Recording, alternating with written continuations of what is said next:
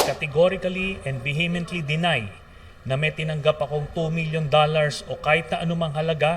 Todo deny ngayon mga kababayan itong si Trillanes at sinasabi niya na kasinungalingan daw ang mga allegation laban sa kanya, lalo na sa kanyang pakikipagtulungan sa ICC investigator kasama si Saldico at nakatanggap pa ito ng $2 milyong.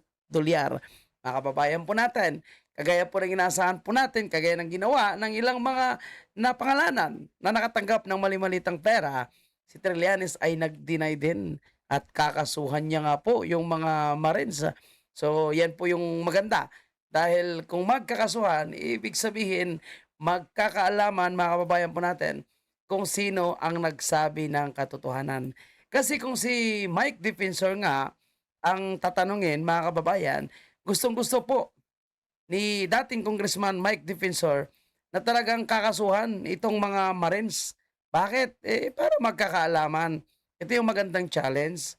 Kung sino nga ba yung nagsasabi ng katotohanan. So ngayon, dito natin malalaman kung totoo itong si Trillanes o totoo itong Marines. Siyempre, kung ako personal yung tatanungin, mas naniniwala ako sa mga Marines dahil sila ay may bayag, may paninindigan kumpara dito kay Trillanes. Ito. Panoorin muna natin ang naging pahayag ni Trillanes, mga kababayan. Relation to the ICC investigation. Any reaction? Ano po yung next step nyo after you receive this information?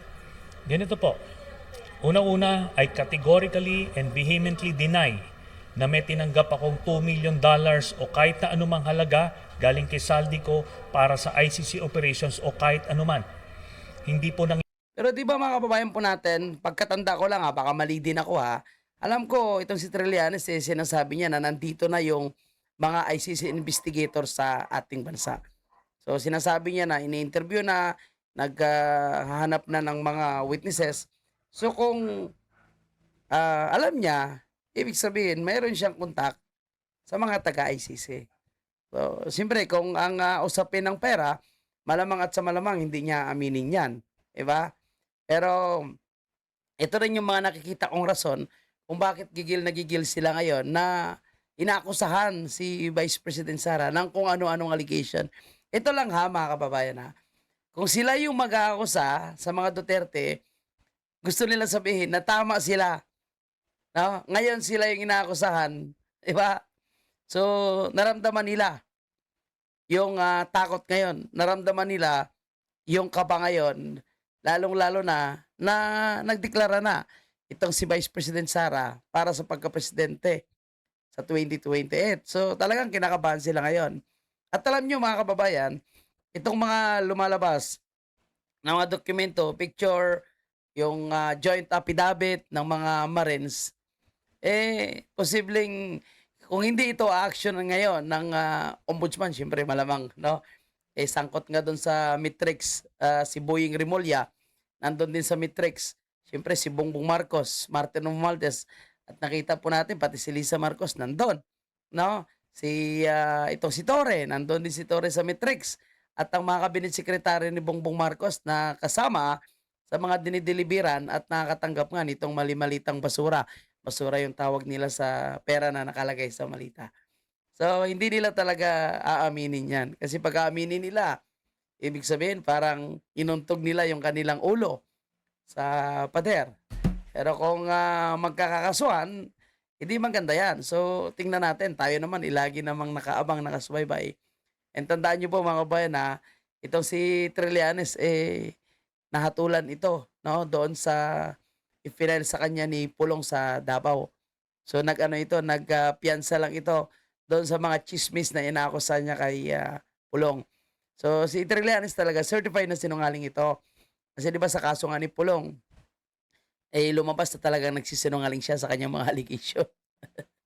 So ito tingnan natin ngayon kung paano niya ito malulusutan, kung paano niya, no, masasabi na nagsisinungaling itong mga Marines. Kasi malalaman diyan sa pagdating sa kasuhan kasi yung mga Marines, hindi rin po yan maglalabas ng kanilang joint affidavit. No? And tandaan natin, notaryado yun. Notaryado yon mga kababayan, yung joint affidavit ng mga sundalo, ng mga Marines. nangyari yan. At ito pong ginagawa nila ito ay para dungisan Mm. yung integrity, credibility ng ICC in Actually, Trillanes, hindi naman kailangang tungisan ang credibility ng ICC. Kasi wala naman talagang credible. Hindi naman talaga credible itong investigation sa ICC. 'Di ba? May mga video pa nga sila na ginamit galing sa Davao pero fake yun. Sinasabing utos doon ni Duterte. Pinapanood niya habang mayroong patayan na nangyayari. Fake nga yun eh.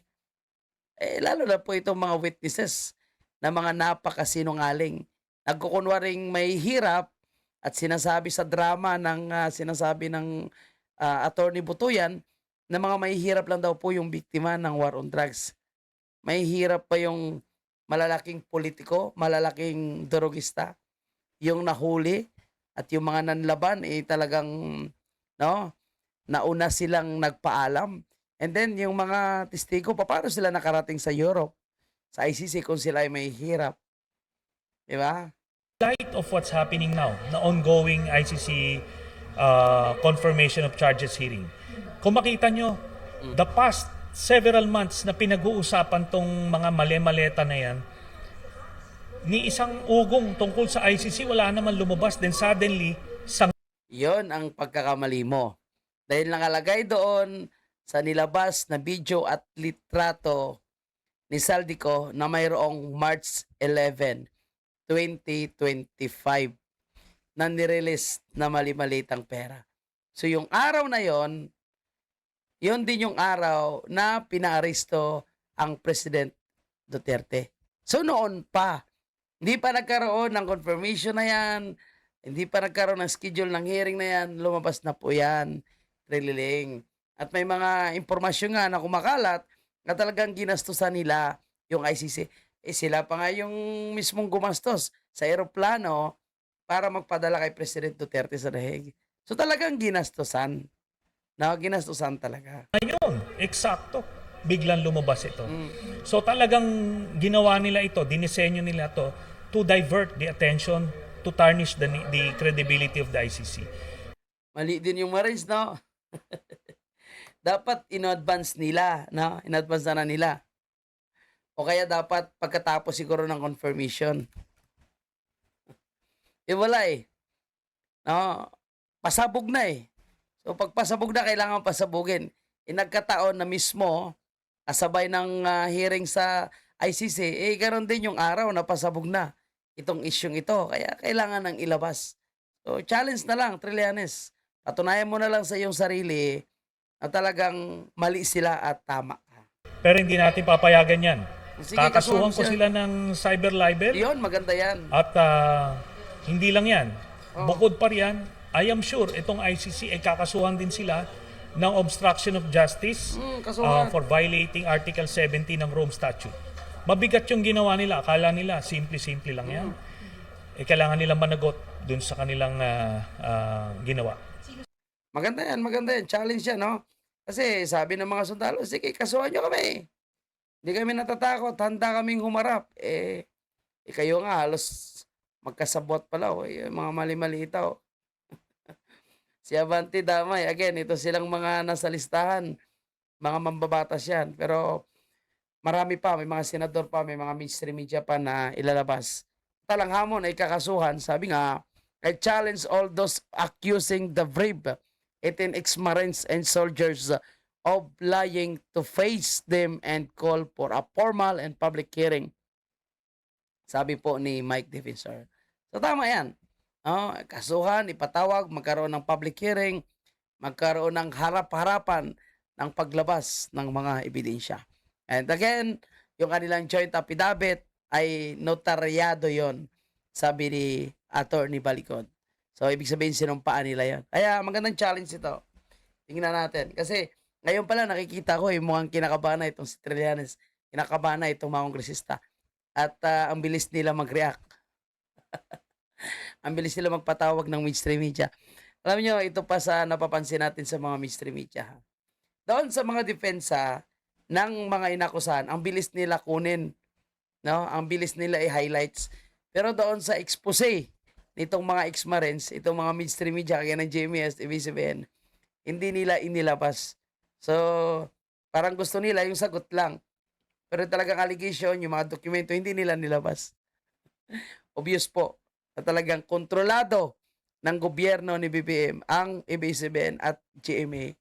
Kaya hindi po sila naglalabas ng mismo live stream o naging press conference ng mga sundalo. So anyway, 18 pa lang yan. Kung hindi man lahat yan sundalo, at least may sundalo talaga at patunay na talagang sila ay may paninindigan. So abangan natin yung paglabas ng mga additional na mga Marines. So kailan ito? So abangan nyo, baka makapag-cover tayo. Maraming salamat at yan lang po yung ating update. Huwag kalimutan i-like or i-subscribe ang ating social media platform. Good luck sa iyo, Trillanes versus Marines 18. Sino yung may bayag? Maraming salamat.